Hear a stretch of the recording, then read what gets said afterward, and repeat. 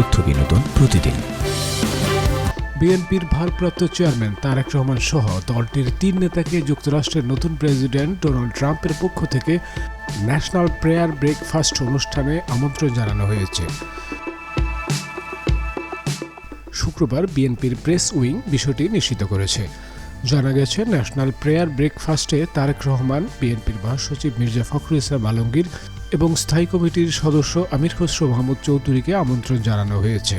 শুক্রবার বিএনপির মহাসচিব আমন্ত্রণপত্র পেয়েছেন বলে স্বীকার করেছেন। আগামী 5-6 ফেব্রুয়ারি ওয়াশিংটন ডিসিতে ইউএস কংগ্রেশনাল কংগ্রেসের নেতৃত্বে আয়োজিত ন্যাশনাল প্রেয়ার ব্রেকফাস্ট অনুষ্ঠিত হবে।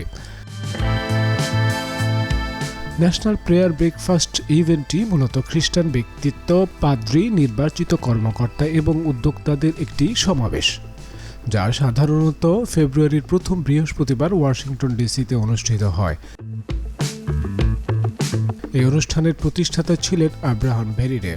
অনুষ্ঠানটি আসলে সভা, মধ্যাহ্নভোজ ও নৈশভোজের একটি সিরিজ। বার্ষিক অনুষ্ঠানটি প্রথমে প্রেসিডেন্সিয়াল প্রেয়ার ব্রেকফাস্ট নামে পরিচিত ছিল। 1970 সালে এর নামকরণ করা হয় ন্যাশনাল প্রেয়ার ব্রেকফাস্ট। এই ইভেন্টে প্রার্থনা, রাজনীতি, ব্যবসা সহ সমসাময়িক গুরুত্বপূর্ণ বিষয় উঠে আসে, তাই এতে যোগদান মার্কিন প্রেসিডেন্টের জন্য একটি প্রধান বিষয় হয়ে উঠেছে। প্রথমবারের মতো 1953 সালে দেশটির প্রেসিডেন্ট ডোয়াইট ডি আইজেনহাওয়ার এই অনুষ্ঠানে যোগ দেন। পরবর্তীতে উত্তরসূরিরাও তার পদাঙ্ক অনুসরণ করেন।